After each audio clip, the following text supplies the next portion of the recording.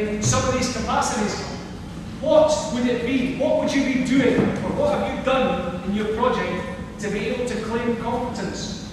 So you've got your projects, you just need to say, I will be using this piece of evidence to demonstrate how I become a confident individual.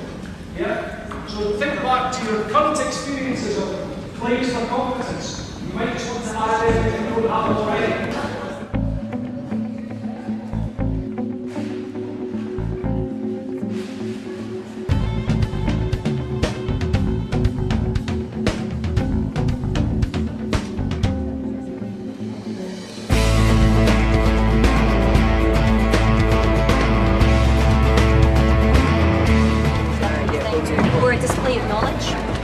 We've got a tree in our classroom, and every time they learn something about the plant and the topic, they write a relief a tree. That's showing, that's a way of rapport. I can see this as well, I can. Yeah.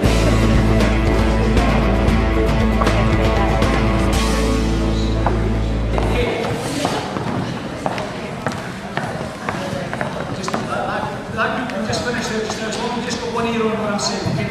Right. Quite amazing. Quite amazing, and the journey that we've gone through in that period of time, hitting blocks, moving through, has been a common pattern with everybody. Fascinating. Right. This is the challenge for you now. As a group, you're going to evaluate your own project, you're going to assess your own project in relation to the 4 capacities and in relation to intellectual challenge. Remember, that's depth and breadth. And then what you're going to do is, you're going to rank your project in relation to the other 8. There are 9 projects in total. Now, in the good style that I would probably expect, everybody will say, ours is rubbish, so we're number 9. The challenge for you is to really be objective, go back to your own project and look at it in relation to the 4 capacities. What demands is it placing on the learners if they were to do this, do that project, and what intellectual challenge would it present? In relation to the presentation of it, will relate to successful learners. So that will tie in with that. So just to repeat the task, we'll have 10 minutes to do this just now. You'll need to go look at all the tasks. You'll then need to come back and you'll need to rank your project. And then what I would like you to do is to identify 3 things that you would do to improve your project the next time you did one, having learnt from other projects. Is that clear enough, David? What sort of output would you be looking for when you've said for people to... You need to make some judgments about that, yep. But then a judgment about the intellectual challenge presented. Okay. You're only ranking yourself in relation to other groups. What will be really interesting is to see if any group here is going to say, yeah, because of ABC.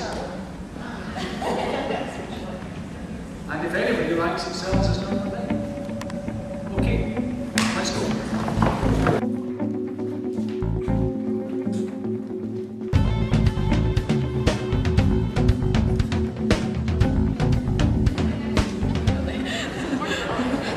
I think it's one of those things, maybe like we've had to come up with clear tests and things, but you could go into it and keep going. Yeah, totally, yeah. I think the one thing we need to do is actually do it instead of like planning it all the time. That would Yeah. like to, Because that's why I did come up with the activities and things as well. You're supposed to do it to 4 different areas that we're looking at. We did 3 different areas. We've got more curricular areas looked at.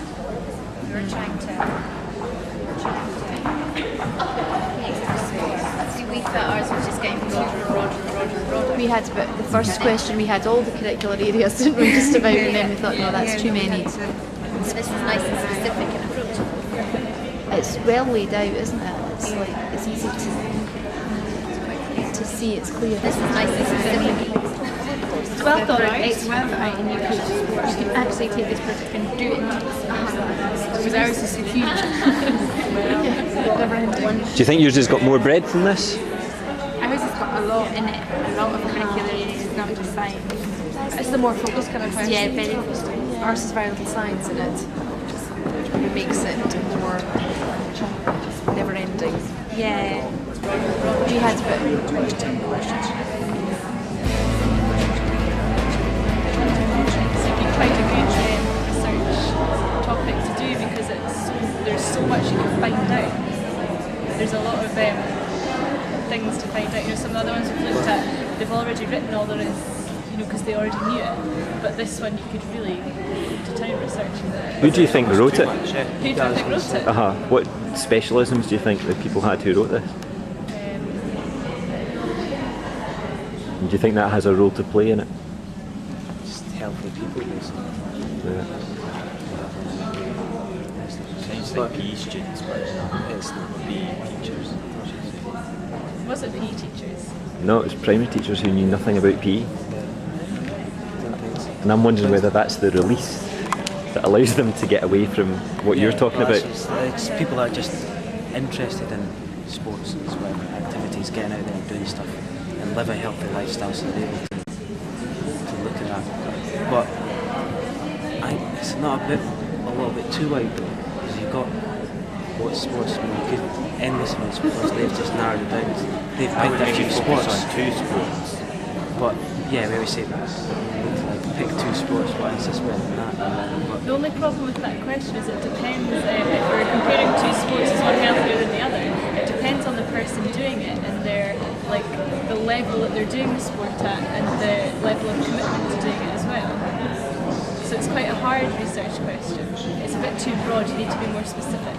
So it's quite hard, but is that the good hard that's a challenge, or do you think it's the hard that's I think impossible? that the wording of the question needs to be made a little more specific. Like, how do you measure healthier? You need to be able to measure it. what I quite like is that you've got 4, you split it into 4 things and then you've got load of questions for each one as well. So it's not just one question. It's, you've got to look at, is it a sport? Why is it a sport? What's classed as a sport? Do you feel that's almost an investigation in itself, a project in itself? Yeah. I'm always a bit confused as to why things like darts and snooker are classed as a sport. But this is the thing, do you think that's a separate project, or do you think it's just part of quite a lengthy Well, I think you could do it as a separate project, but I'm sure you could answer it in a short way as well. Oh, I just noticed that. The questions that you asked about the heart rate and recovery time. But they've not actually answered the question, I think.